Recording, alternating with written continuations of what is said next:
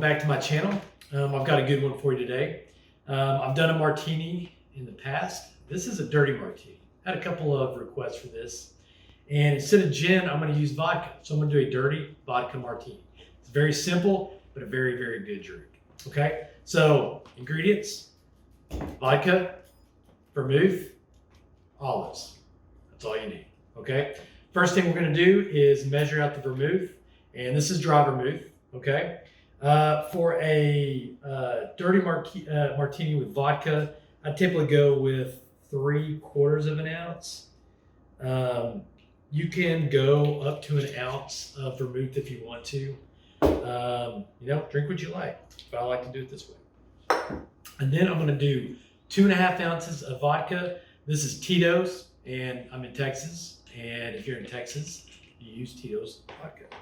So I'm going to measure out 2.5 ounces of that.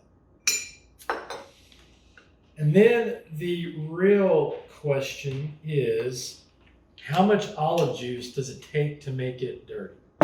Well, the answer is any amount, because as soon as you put some of that in there, it's going to be dirty. So if you like a kind of a light dirty martini, maybe you go with like 1/4 ounce. If you like a dirty martini, which is what I'm going to make today, I go with a full tablespoon. Okay. If you like a vulgar, filthy martini, go with like a full 3/4 of an ounce or an ounce of olive juice. Okay. But once you get there, like, why bother making the cocktail, right? So I think this is enough to get the olive juice, the brine in there, make it salty, make it savory, but not enough that you can't taste the other stuff. So I'm just going to throw in 1 tablespoon of olive juice. And this one, because there's no citrus, we stir it, okay? So really what you want to do is add your ice, where it's about, 1.5 inches over the cocktail.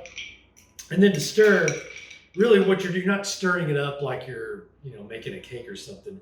You kind of just want to move the ice around, okay? So you want to kind of keep the back of the spoon always touching the whatever you're using to mix.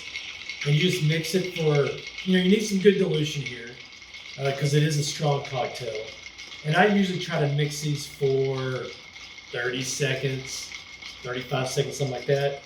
You can start to feel your mixing glass get cold, and you want this as cold as possible. As you're mixing, if you think you want to add some more ice because you didn't, go ahead and add it. It's not going to over dilute the cocktail too much if you do that. And I think that's right at 33, 34, 35. Okay? And then you just want to strain it into your martini glass. And this is a coupe that I'm using here. And I just took this out of the freezer. I always freeze my stemware, anything that I'm using. And it should come almost all the way to the top. Perfect. Now, garnish with olives. If you mixed in 1/4 ounce, maybe just put 1 olive in there. Tablespoon, like I did, it's dirty martini, you put 2. If it's like a filthy martini, like fill the sucker up with like 8 at that point, because you're really just drinking olive juice right there. And I'm going to give it a little taste. And it's perfect. It's not overly salty because of the brine, but you can still taste the vodka and the vermouth. So I hope you try it. If you do, let me know. If you like this video, press the like button and tell your friends about it. And I will see you next time for another video.